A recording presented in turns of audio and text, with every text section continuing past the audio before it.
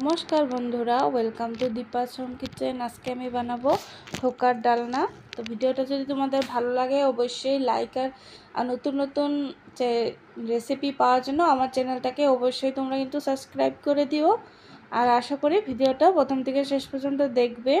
তো এখানে আমি ডালগুলো ভালো করে বেটে ফেটিয়ে নিয়ে দিয়ে দিয়েছিলাম টিফিন বাটিটা জলে বসিয়ে আমি স্কোয়াশ আর টমেটোগুলো কেটে নিলাম।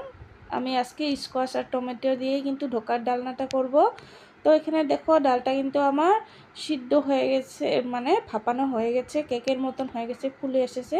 তো এখানে আমি একটা থালের মধ্যে নামিয়ে নিলাম। ঠান্ডা হওয়ার পর এখানে আমি এখন চৌকো চৌকো করে নিমকির আকারে এটা কিন্তু কেটে নেব। তোমরা চাইলে একটু বড় করেও কাটতে পারো, তবে আমার এরকমই দেখতে ভালো লাগে, মানে রান্না করার পর দেখতে কিন্তু খুবই ভালো লাগে এরকম করে কাটলে পরে। তো আমি এখানে এরকম করে আমি কেটে নিলাম।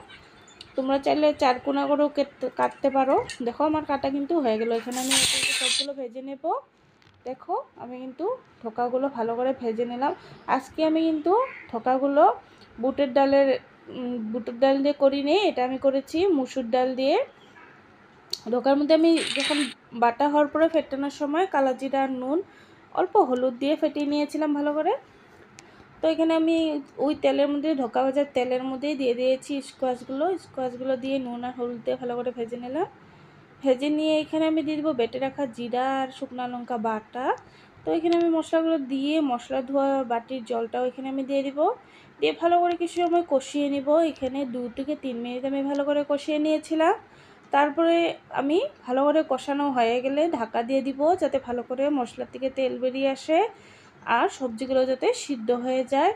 তো এখানে দেখো আমার সবজি কিন্তু স্কোয়াশ কিন্তু প্রায় সিদ্ধ হয়ে এসেছে, আর বাকি যতটুকু বাকি আছে সেটুকু আমার ঝোল দিলে কিন্তু সিদ্ধ হয়ে যাবে সবজিটা ভালো করে আরও।